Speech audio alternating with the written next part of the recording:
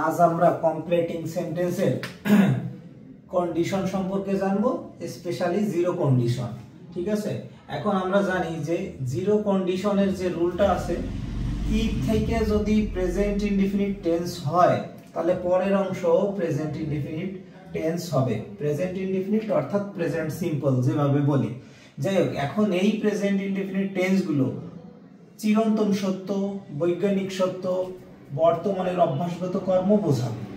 এইভাবে আসলে present tense গুলো গঠিত থাকবে। এখন কিছু এক্সাম্পলের মাধ্যমে আসলে আমরা এই জিনিসগুলো ক্লিয়ার করার চেষ্টা করব। যেমন নাম্বার 1, ইফ ইউ হিট আইস।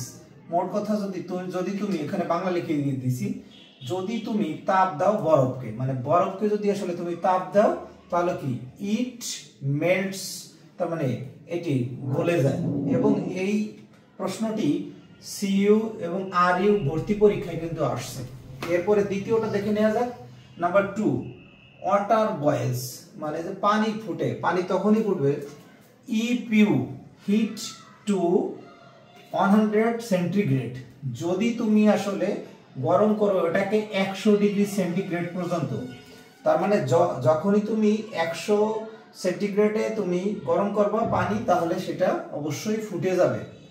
এরপরে আসি পরবর্তীতে number 3, if we mix red and blue. যদি তুমি রেড অ্যান্ড ব্লু মিক্স করো তাহলে অবশ্যই উই গেট পার্পল, আমরা পার্পল কিন্তু কালারটা পাবো আসলে, এই হচ্ছে বিষয়। এরপরে আসি if I drop an egg. যদি আমি একটি ডিম ড্রপ করি, ফেলে দিই, তখন কি হবে? ইট ব্রেকস, অবশ্যই এটা ভেঙে যাবে।